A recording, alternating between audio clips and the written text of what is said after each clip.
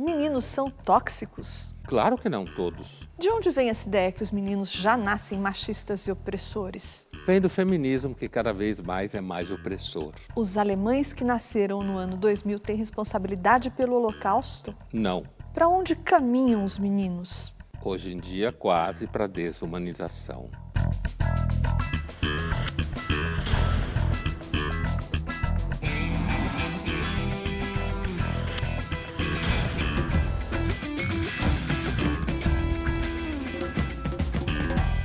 Estamos iniciando mais uma edição do Linhas Cruzadas, hoje para falar sobre os meninos.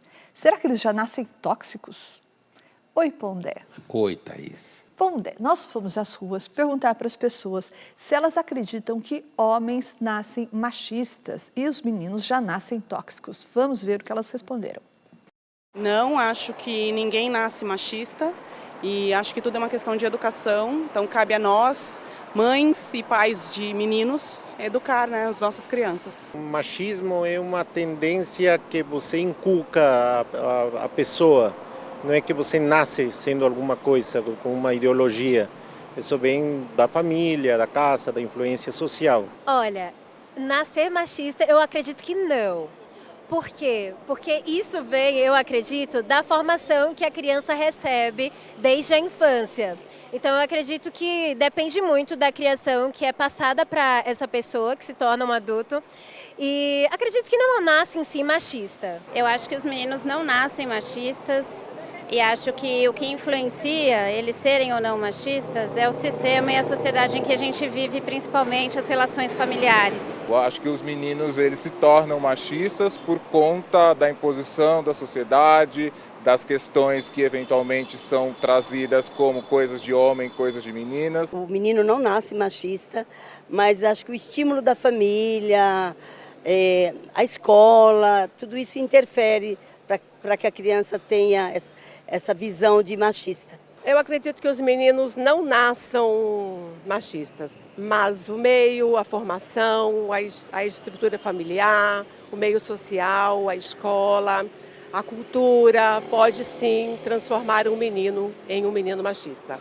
Parece até que foi perguntado por Rousseau, né?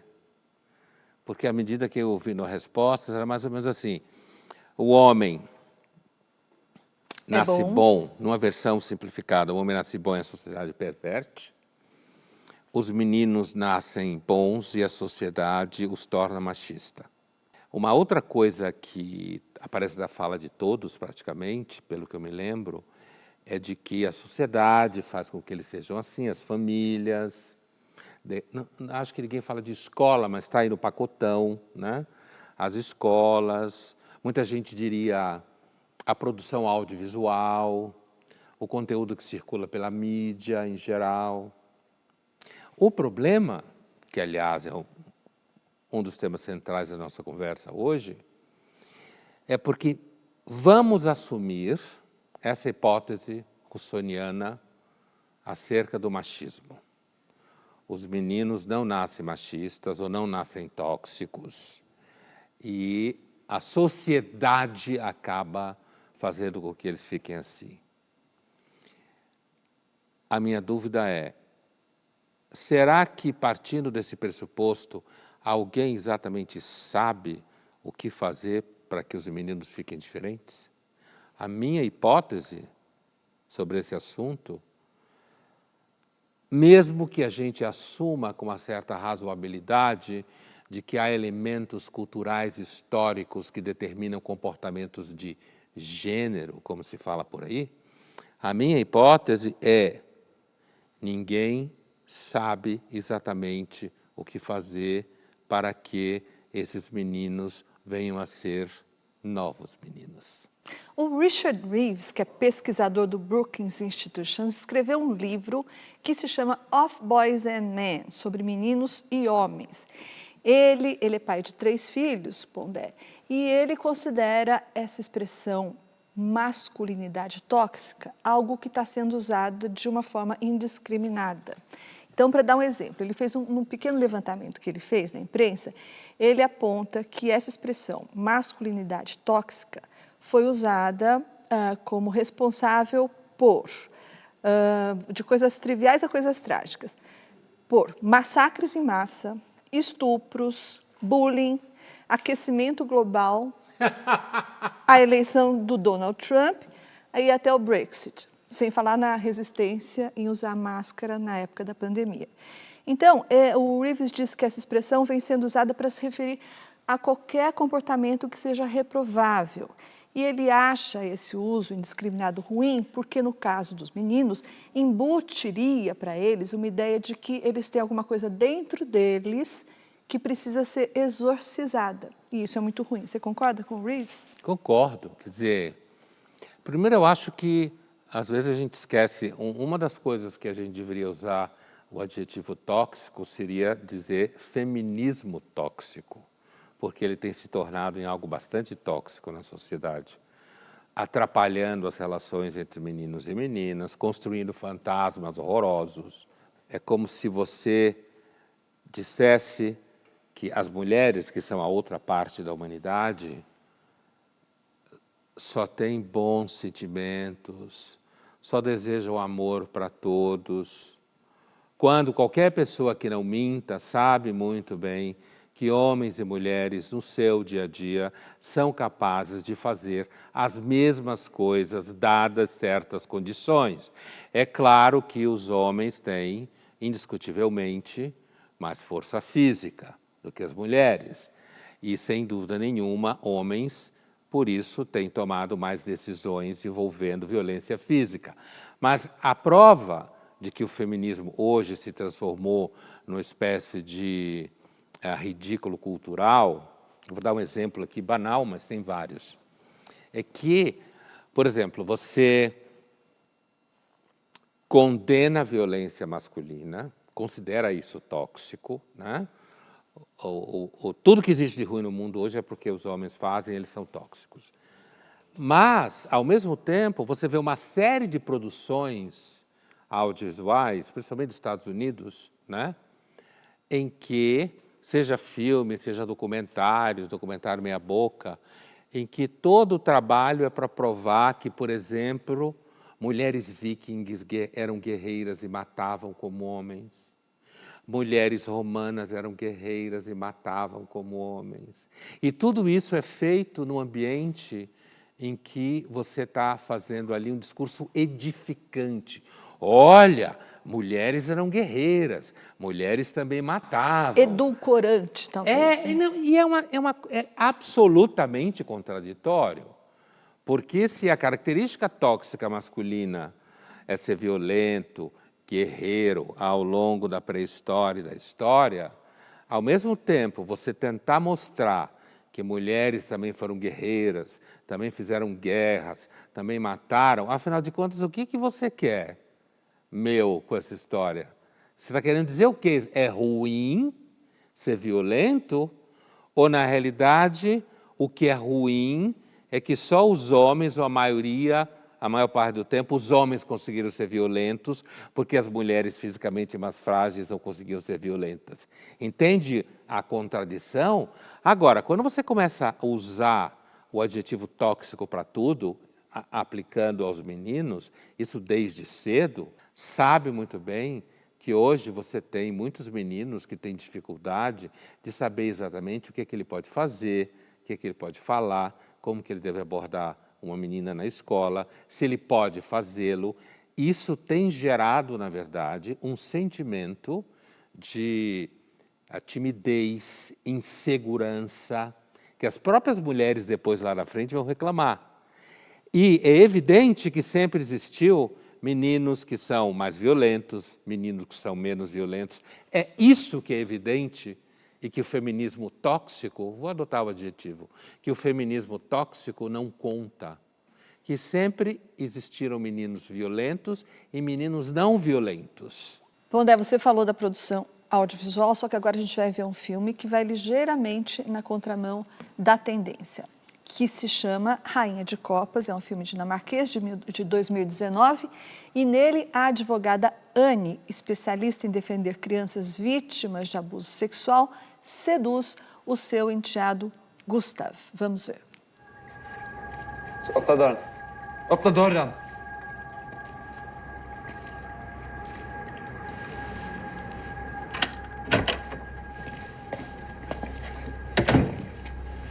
Jag vill prata med Peter. Pappa! Lägg upp igen. Håll käften. Håll käften. Jag skiter i det. Jag går rakt bredvid dig. Nej. Kom. Stille og roligt. Släpp mig. Släpp. Jag vill prata med min pappa. Jag vill inte prata med dig. Pappa! Du skal ikke... Pappa! Du skal ikke komme her og vække hele huset. Det kan jeg godt sige dig. Det kan jeg godt sige dig. Din far, han kan ikke tåle mere. Forstår du det? Hva? Pappa! Din far, han kan ikke holde til mere. Forstår du det? Hva? Du fylder alt for meget.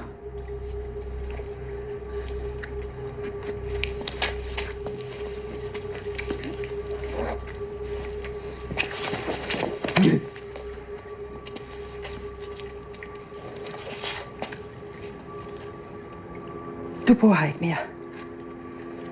Vel? Du skal gå nu. Gå med dig. Essa advogada, ela é uma advogada de sucesso, que ela se dedica, no filme só aparecem meninas que teriam sido vítimas de abuso, né? E uma das meninas, ela inclusive a menina diz, não vou falar nada porque não vão acreditar em mim, vão dizer que eu sou uma criança, que eu estou inventando. Ela fala, não, você tem que ir. A menina, de fato, ninguém acredita nela. Você tem que ir, inclusive porque você não está fazendo isso só por você, está fazendo por todas as mulheres. Aquele papo, normalmente, que as feministas usam para fazer com que todo mundo fique com a cara delas, que é típico de processos totalitários, né? E aí ela pega esse rapaz, que é filho do marido do primeiro casamento, e seduz ele. Fica com tesão por ele. A partir daí, ela entra num ciclo de quero ser jovem, quero ser bonita de novo. Aparece uma cena dela se olhando no espelho, procurando sensualidade no corpo. Para qualquer pessoa que conhece a psicologia em questão, sabe, eita, eu já sei no que vai dar. E aí ela vai para cima do enteado, fica louca de tesão por ele, as cenas são ótimas, inclusive. Eles transam, e quando o menino, completamente perdido, ela interrompe num dado momento, porque começa a dar pau, o risco, o menino conta para o pai, ela simplesmente mente, acusa o marido de estar faltando respeito para com ela, ameaça de ir embora, o marido baixa a bola, imediatamente acredita nela, certo? E aí começa a história, não, ele é uma criança, não, ele fantasiou, não, ele tem raiva porque você abandonou ele e a mãe dele para casar comigo, ou seja, ela mente descaradamente, certo? Para escapar, e eu não vou entrar em detalhes, mas o menino se ferra feio, certo? Ou seja, é um filme completamente fora da curva, porque coloca a mulher numa luz desfavorável e mostra o menino em posição vulnerável. Uma situação como essa, no passado, assim, muitos meninos da idade desse moleque, o sonho de consumo deles é pegar uma mulher dessa idade, experiente. Muitos meninos sonham com a professora, pegar a professora, certo? Mas dentro do universo que a gente vive hoje, que é um universo viciado, tóxico, mentiroso, militante, que deixa todo mundo meio burro, porque você só pode acreditar naquilo que professores e professoras falam para você. Eu queria ver algum professor ou professora que discute essas questões terem coragem de passar esse filme na universidade e colocar em discussão o fato de que as mulheres fazem igualzinho aos homens quando elas têm poder. Linhas Cruzadas volta já já, e no próximo bloco, será que os meninos estão abandonando a escola ou será que as escolas estão abandonando os meninos?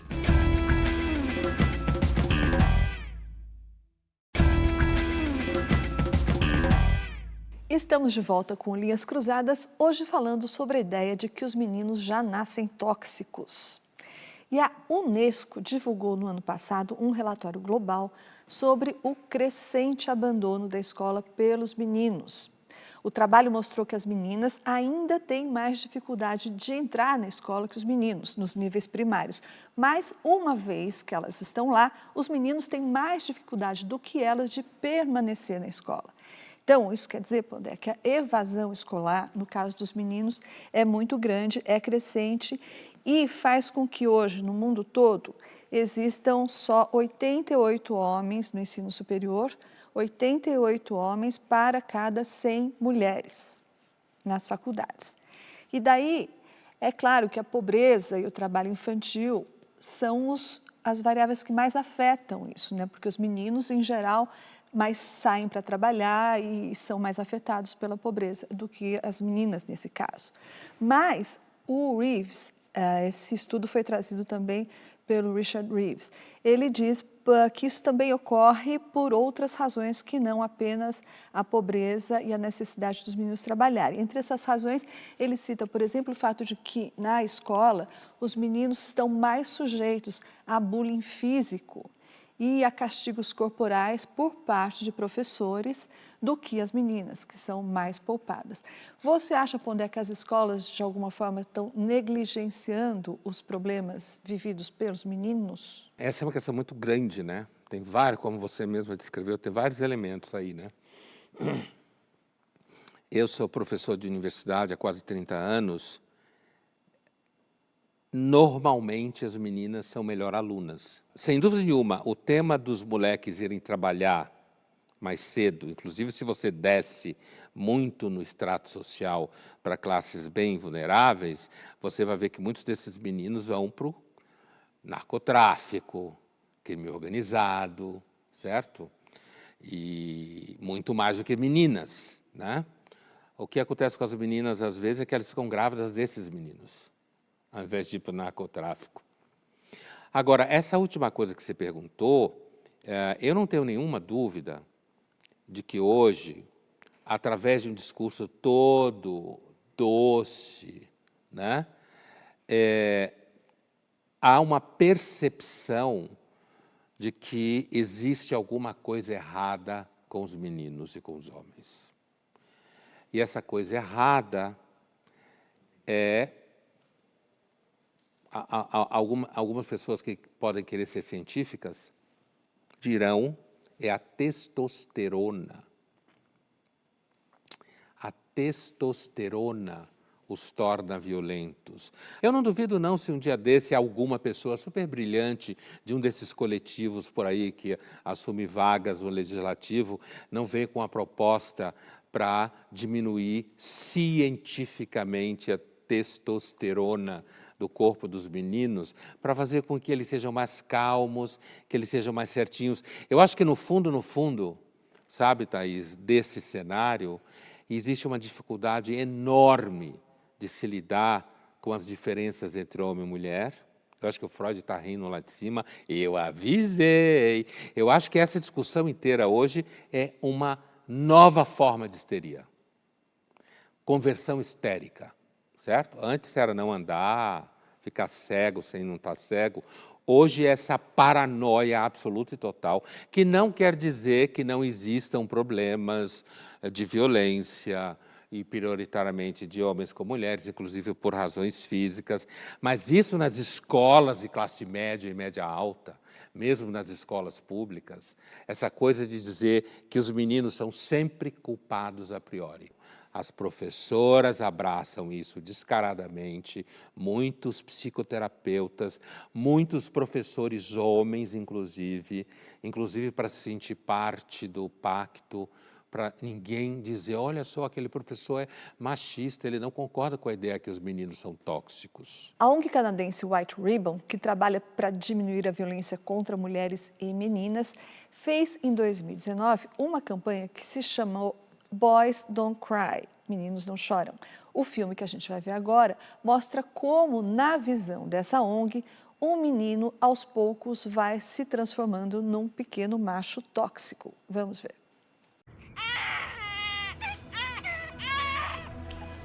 It's okay.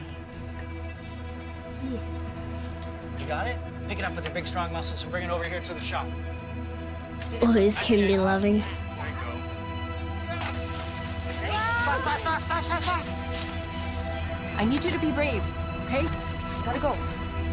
Boys can be shy.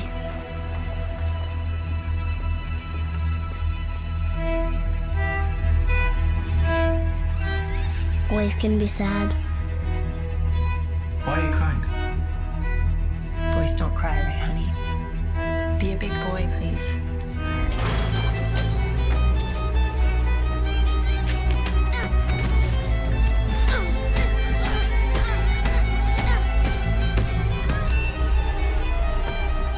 Boys can't be gentle. I don't understand what the big deal is. I mean, isn't this just boys being boys?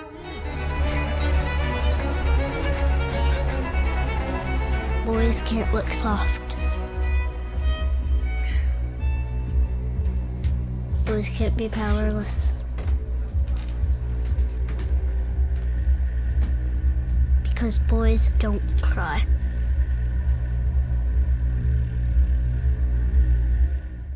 Eu tenho a impressão que documentários como esse devem ser feitos a partir de pessoas que têm muito pouco convívio with boys reais, certo? Essa história de que meninos podem chorar, né? Meninos todos resolvem a coisa na porrada, né?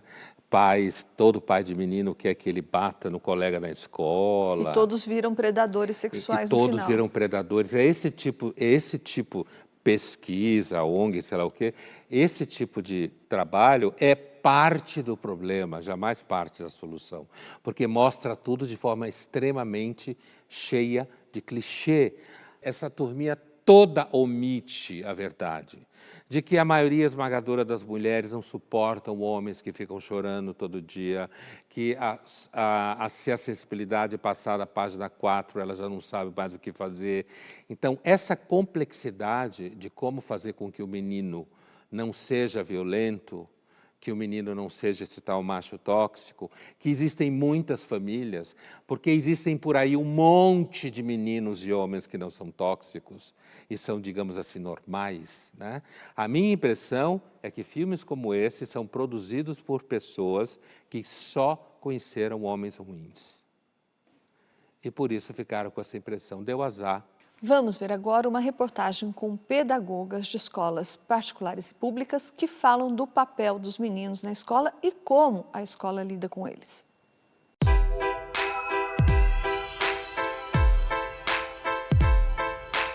A formação de cidadãos, de cidadãs que sejam éticos e respeitosos à diversidade como um todo. Então, o trabalho pedagógico que é feito, que nós fazemos aqui na escola, é um trabalho que visa pensar o papel dos meninos, o papel das meninas, o papel dos indivíduos, no modo geral, no plural. Na verdade, a gente vai ter que pensar aí qual que é o papel da escola, né, para formar esses meninos e as meninas dentro de um contexto, né, estrutural do machismo.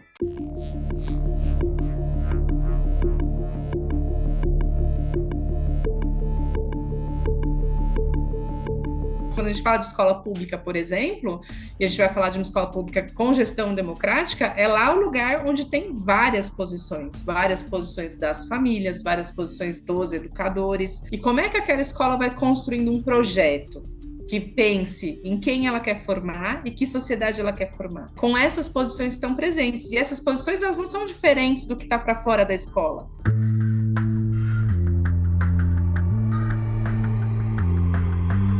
O papel dos meninos tem sido desenvolvido, construído, mais do que desenvolvido, tem sido construído também no coletivo, tem sido construído no diálogo entre os meninos e entre as meninas e entre esse formador, esse educador, educadora que faz a mediação dessa conversa, dessa discussão. O machismo é algo muito nocivo também para os meninos, eu diria que é algo bastante desumanizante quando a gente pensa que um dos princípios, né, que são ensinados aos meninos é que, sendo homem, eles não podem chorar, né? Eles não se sentem à vontade para falar dos seus sentimentos, e isso é extremamente desumanizante. É um papel de autoescuta, um papel um processo em que os meninos possam se ouvir, possam se perguntar quem eles são, quem eles gostariam de ser, que tipo de homem, que tipo de menino, que tipo de jovem eles gostariam de ser. Uma das mediações possíveis que temos feito entre inúmeras, no 9º ano, por exemplo, é um papel de autoescuta. Nas escolas que estão aí com uma proposta, né, de rever o que já está estabelecido, pré-estabelecido para essas crianças, né, nos seus papéis de gênero, eu não diria que tem uma perda de lugar, né? Na verdade, tem um ganho do lugar que a criança quiser. Claro, né? Pode ser que ontem era de um jeito e que agora a gente está sendo de outro, porque agora a gente está percebendo as coisas de um outro jeito. E para as crianças, isso também é um processo. Eu acho que as crianças, os meninos e meninas estão encontrando os seus lugares. E aí, essa forma de encontrar os seus lugares tem muito com as referências que ele vai vivendo, e são muitas, né? Então, a gente tem muitas referências de homens na vida das pessoas, nas vidas dos meninos, muitas referências de mulheres, né? Então a gente vai entendendo que são essas referências que vão possibilitando também essa criação de identidade, né? E as referências deles também passam por outras crianças, por outros meninos. Numa orientação pedagógica, para a gente ter uma sociedade diferente, a gente precisa ter os canais de escuta e de diálogo abertos.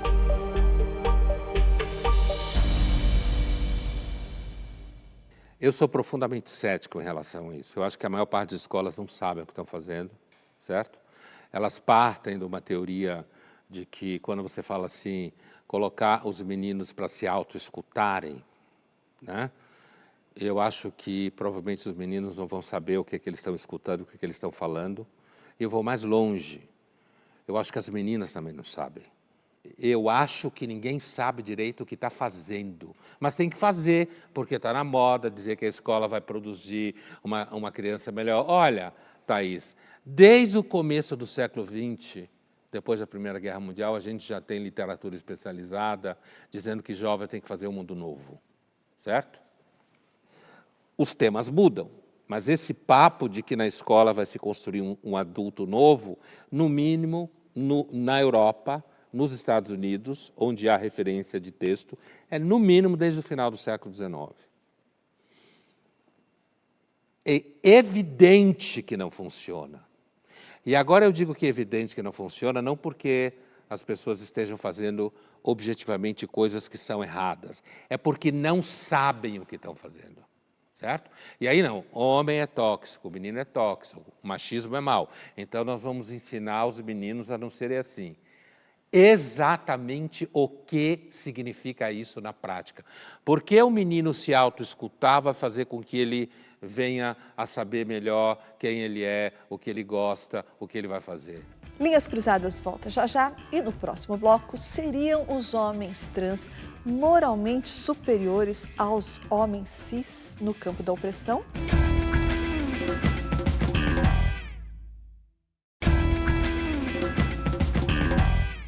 Estamos de volta com Linhas Cruzadas, hoje para falar sobre a ideia de que os meninos já nascem tóxicos. Será que isso é verdade? E agora nós vamos ver uma entrevista com o Túlio Asbar, um homem trans que fala o que ele pensa sobre a masculinidade tóxica. Primeiro é preciso entender que a masculinidade tóxica, ela atinge a todos, né? De que forma ela nos atinge? Primeiro pela invalidação, né? A partir do momento que nós não temos um falo, e a masculinidade nessa sociedade, ela foi sim construída em cima de um falo, né? Então existe uma invalidação, né? O homem de verdade. Mas o que é o homem de verdade? Né? E aí também a gente tem que ter muito cuidado quando a gente começa a construir essa masculinidade. Eu não passo mais esse papel social de mulher, mas sim de um homem, né? Um homem trans. E eu começo a construir essa masculinidade, né? Qual que é a minha referência? Para quem que eu olho? Para os homens da nossa sociedade, né? Que são machistas, que é o homem que não chora, o homem que ele precisa se impor, o homem que ele precisa ser violento. Então a gente também tem que ter muito cuidado na hora de construir essa masculinidade, né? Para que isso não vire tóxico também, a gente não atue nesse papel, né? E é muito difícil porque a gente não tem referências, né? Poucas referências, digamos assim. Então a gente tem que começar a ter cuidado, né? Então eu diria que a masculinidade tóxica, ela nos atinge primeiramente na invalidação, né? Nesse papel de gênero, e depois nessa busca de uma referência, né? Para que a gente não comece a reproduzir atitudes. Eu acho que está muito claro já para as pessoas, né? E que a gente precisa urgentemente desconstruir e reconstruir esses papéis e essa masculinidade na nossa sociedade. Acho que tem vários andares essa discussão que ele coloca, né? Eu entendo que exista uma espécie de déficit de identidade masculina no homem trans, né? Ele sinta que há esse déficit, né? Primeiro, pelo que ele fala no começo, de que nessa sociedade, e me parece em praticamente todas que se conhecem, a masculinidade sempre esteve associada ao pênis, certo? Portanto, que quando você começa a ter um grupo populacional chamado homem trans, que se identifica como homem e não tem pênis, que isso pode gerar algum tipo de tensão em termos de déficit ontológico, de qual é o ser deste homem, e que ele busque suas funções, case, tenha filhos, gere filhos do jeito que quiser, ele mesmo pode gerar filhos e ter filhos, se ele continua com órgãos femininos e tal. O problema é que quando você coloca toda a culpa de todos os males do mundo nos homens naturais, digamos assim, né? Que carregam culpa, essa história de que todos os homens têm que fazer uma espécie assim de... tem que pagar a culpa dos ancestrais, reparação histórica. Sabe aquele tipo de discurso de homens que normalmente são movidos por impotência sexual, por insegurança, por incapacidade de lidar com mulheres, um monte de coisas, que começam a dizer que todas as mulheres não prestam, que todas as mulheres são vagabundas, que todas as mulheres são mentirosas, que todas as mulheres são loucas. É idêntico. A diferença é que esse discurso está ancorado em todo tipo de pseudociência, conhecida muitas vezes como territórios das ciências sociais. E o anterior, toda mulher é isso, toda mulher é aquilo, está localizado normalmente no discurso ignorante, com baixa formação. Aí dá essa dissonância. Fica parecendo que quando você culpa os homens de tudo, homens naturais de tudo, você está fazendo ciência. Olha a pseudociência aí. Mas, na realidade, é a mesma coisa simétrica do outro lado. Quando homens acham que as mulheres são culpadas de tudo, que as mulheres são mentirosas, que as mulheres são malucas, que as mulheres isso, é a mesma coisa. Bom, né, continuando aí nessa abordagem dos extremos, todas as mulheres são malucas e traiçoeiras e todos os homens são tóxicos, também existe essa visão de que, por exemplo, homens trans, da mesma forma que homens trans seriam menos opressores porque eles já tiveram uma vivência de oprimidos, nessa mesma linha existe um segmento do feminismo que acha que a única forma de a mulher se proteger dessa toxicidade masculina é rejeitar a relação com o homem e ter apenas relações lésbicas, né? Então, eu pergunto, será que a lesbiandade vai virar uma ferramenta ou corre o risco de virar uma ferramenta contra isso que se chama hoje masculinidade tóxica? Ferramenta de combate, de defesa, luta, de resistência. Está na moda a palavra resistência. Olha, o Castel já no final dos anos 90 identifica esse vínculo, em alguns casos, entre grupos feministas mais radicais e a lesbiandade, no sentido de que a mulher heterossexual seria uma espécie de colabô, como se falava na França, porque ela deseja o opressor. Eu vou confessar a você, eu acho que todo esse povo que trabalha com lógica de opressor e oprimido, eu acho que é tudo gente que você não pode confiar muito, nem de um lado nem do outro, né? É que nem você também não confiar muito em quem vem com o discurso de que temos que voltar à família dos anos 50. Deus condena homens e mulheres que não são heterossexuais. Eu vejo a mesma coisa, o mesmo tipo de atitude. Mas não resta dúvida que essa posição radical da lesbiandade acontece até gente falar, se sua filha gostar de mulheres, agradeça.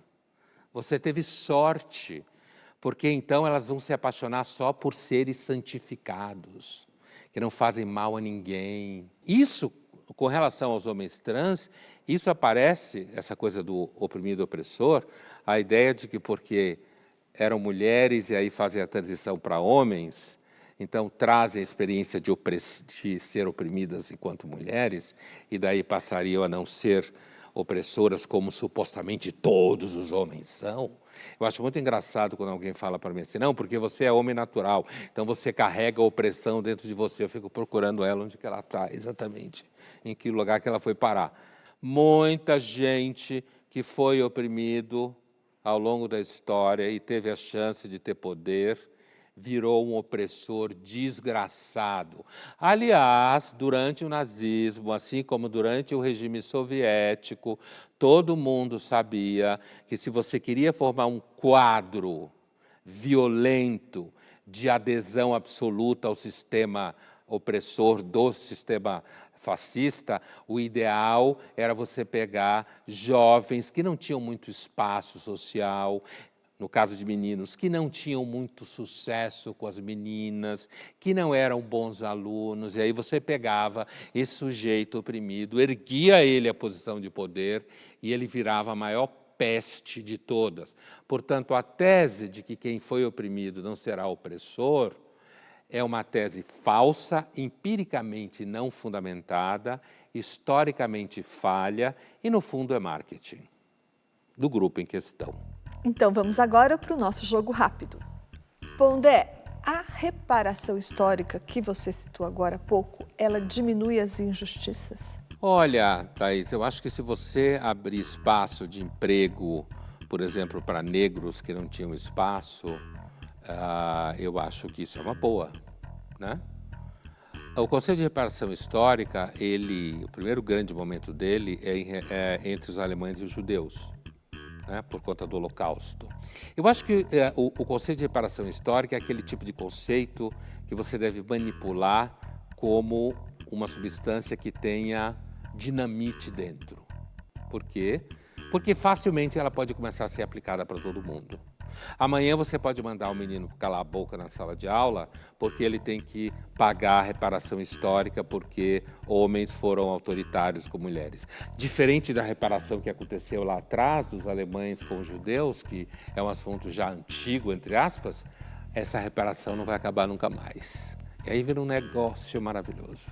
Thaís, você acha que os homens devem pagar por tudo mesmo? Eu acho que mais justo seria fazer eles pagarem pela metade, né? Porque a outra metade seria culpa das mulheres, se a gente pensar na proporção dos gêneros aí. Que, aliás, no caso das mulheres, é maior em alguns ambientes, como na escola, por exemplo. E daí você falou uma coisa com que eu concordo. Por exemplo, a gente tem esquecido muito frequentemente que as mulheres também podem ser tóxicas, não é? As adolescentes, por exemplo, elas são capazes na escola de atitudes bastante cruéis, principalmente em relação a outras meninas, não é? E mesmo assim a gente não tem ouvido falar muito em feminilidade tóxica nos últimos tempos. Pondé, se você tivesse um filho hoje entrando na adolescência, que conselho que você daria para ele lidar com as meninas? Eu diria a ele, olha, não escute se você ficar ouvindo muito na escola que você é culpado disso, daquilo outro. Continue admirando a beleza das meninas e, se puder, convide a que você mais gostar para sair. Ixi, acho que isso já é o suficiente para ele ser cancelado. Né? Não, eu acho que de repente a menina vai se apaixonar por ele. Thaís, como você se sente amando o opressor? Eu me sinto muito bem, Vandé. Até agora eu não tive problema nenhum com o opressor. E olha que eu não tenho nenhuma vocação para oprimida, não. Linhas Cruzadas volta já já e no próximo bloco, serão os meninos os novos oprimidos do mundo?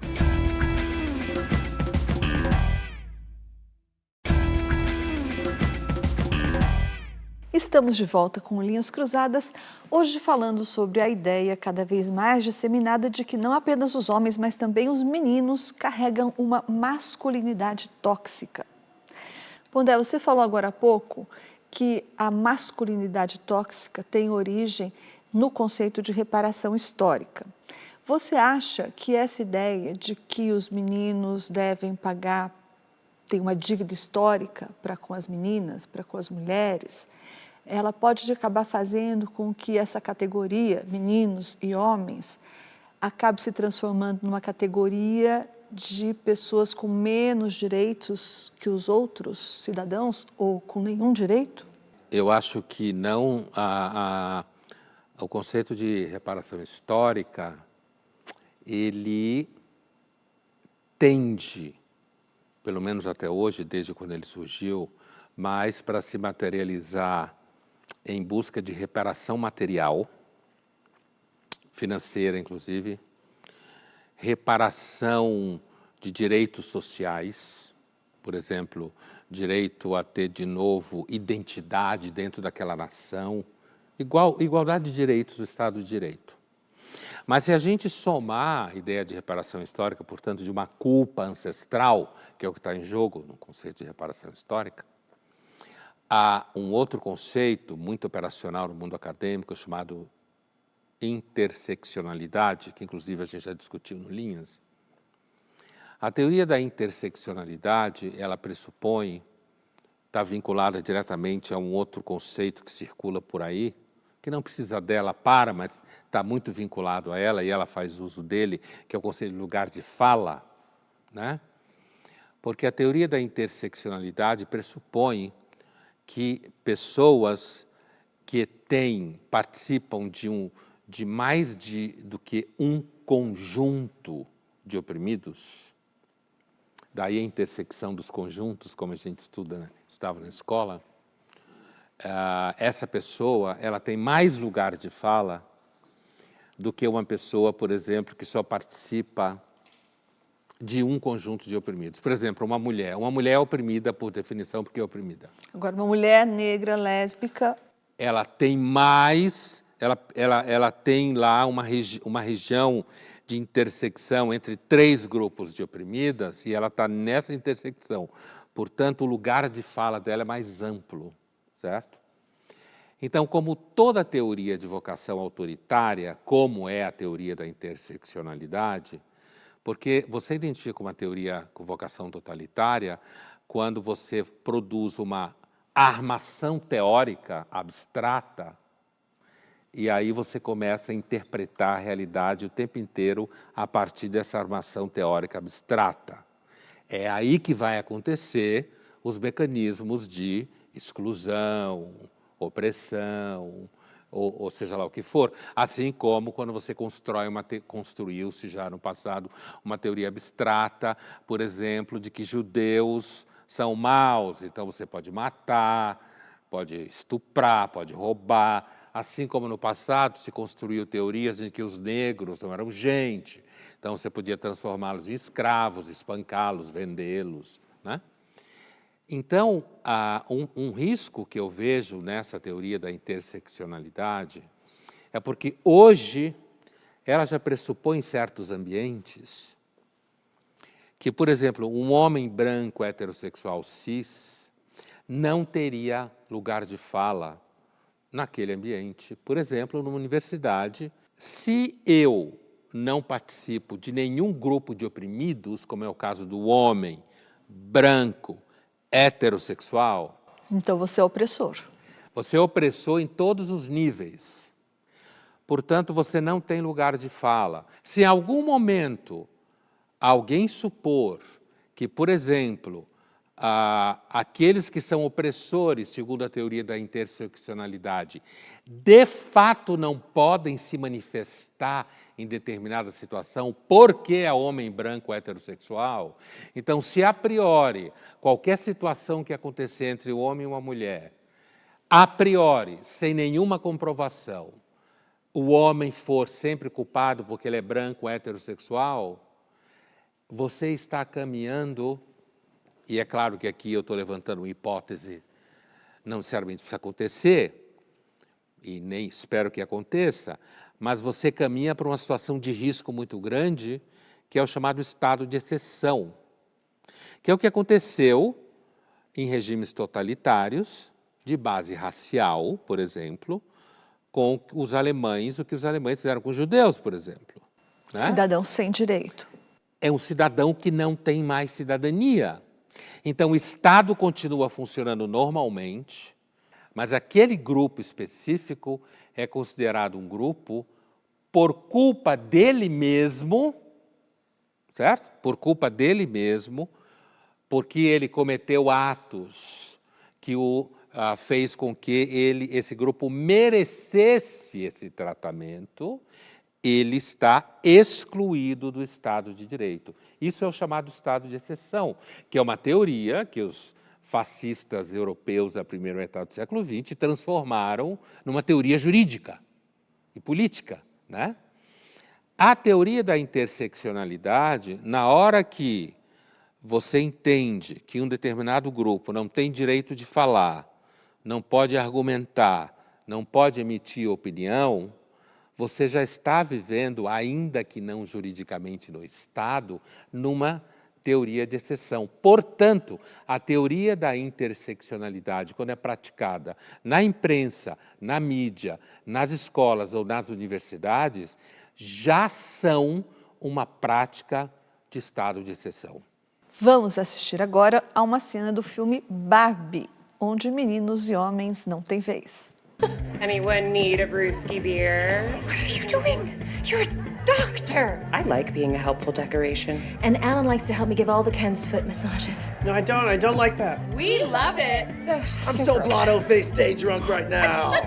Ditto, same, Nat. I like not having to make any decisions. It's like a spa day for my brain. Forever. What is wrong with them? We just explained to them the immaculate, impeccable, seamless garment of logic that is patriarchy, and they crumbled. Oh my God, this is like in the 1500s with the indigenous people and smallpox. They had no defenses against it. Yeah, buckle up, babe. Because Barbie Land, it's now Ken Land. And it's gonna be just like Century City in Los Angeles because they had it all figured out in Century City. The minute you get out of your car, you're like, I can't believe how great this place is! No. They don't have it figured out in Century City because we failed them. No, you failed me!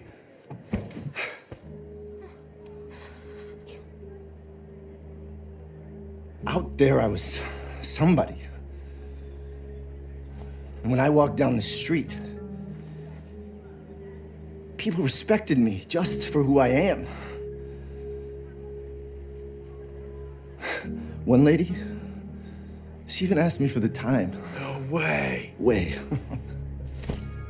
É isso que dá você pegar uma boneca, no caso a Barbie, e seu irrelevante parceiro chamado Ken, né? E resolve transformar em alguma coisa inteligente. Olha o lixo que Hollywood virou. Porque essa história toda, que inclusive às vezes até você tem dificuldade de entender do que eles estão falando e para onde que eles vão. É basicamente uma história em que as mulheres botam os homens no seu devido lugar, suposto devido lugar. Eu imagino que seja isso, porque inclusive já ouvi falar, então é uma espécie assim de... A Barbie grita pela sua emancipação. Ela descobre que pode ser livre, né, em que ela vivia oprimida e tal. É isso que eu estou dizendo. Você pega uma boneca que, no fundo, sempre foi associada à classe média alta, porque sempre foi cara, né, e sonho de consumo de muitas meninas, e pega essa boneca e transforma ela numa espécie de ícone feminista, a típica situação, a Barbie devia ter permanecido uma boneca, devia. Eu estou mandando isso, estou falando no sentido de que quando transformaram ela num filme, né, fica ridículo que nem o filme do Super-Homem. Super-Homem também é ridículo. Você falou das plateias. Muitas meninas arrastaram os seus namorados para ver o filme, até como uma coisa talvez didática, né? Um exercício didático. É didático para ver o filme. E os meninos, provavelmente, naquela situação de meninos, quando estão afim das meninas, fazem tudo o que elas querem. Obedeceram docemente. Porque senão não vai rolar o que eles querem. Né? Isso é uma coisa que a gente deve saber desde a pré-história. Apesar que hoje em dia se mente descaradamente sobre esse tipo de relação, certo? O que é estranho num caso como o da Barbie é que, digamos assim, um monte de gente que eu vi elogiando o filme, achando que o filme é crítico, que constrói uma consciência crítica sobre o patriarcado, não sei o quê, não perceber que, assim como o Super-Homem é um personagem ridículo, fortão, segura prédio que está caindo, segura avião que está caindo, esse filme, essa personagem, esse Ken é completamente ridículo. Quer dizer, é um filme em que você pega uma historinha que era para você fazer de casinha e quer transformar numa hermenêutica da realidade. É tipo assim, vou sentar na frente da Barbie e do Ken e eles vão me ensinar como é que é o mundo. Mas você percebe que o Ken é meticulosamente construído para ser ridículo. A figura masculina. É claro, a roupa que ele usa, o modo como ele age, como ele fica em cima do carro. Quer dizer, e a Barbie como aquela mulher que vai tomando consciência do absurdo. Aquelas mulheres que estão submetidas ao sistema do Ken também aparecem como idiotas e absurdas. Na realidade, o que os homens querem é que as mulheres fiquem abanando eles o tempo inteiro e buscando cerveja. Aí ela fala, mas você é médica? Ela fala, não, mas eu gosto de fazer isso e tal. Quer dizer, para você levar a sério um filme como esse, entendendo que ele está realmente falando da sociedade, você precisa abdicar praticamente de toda a sua inteligência. Tudo que você conhece da realidade, tudo que já foi produzido como arte e cultura, certo? E você tem que simplesmente abrir mão de somar 2 mais 2 igual a 4, para ver um mundo de fantasia como essa, porque esse é um mundo de fantasia, né? Só que no mundo em que todo mundo não tem herói e heroína, todo mundo é idiota. Linhas Cruzadas fica por aqui, mas na semana que vem a gente está de volta.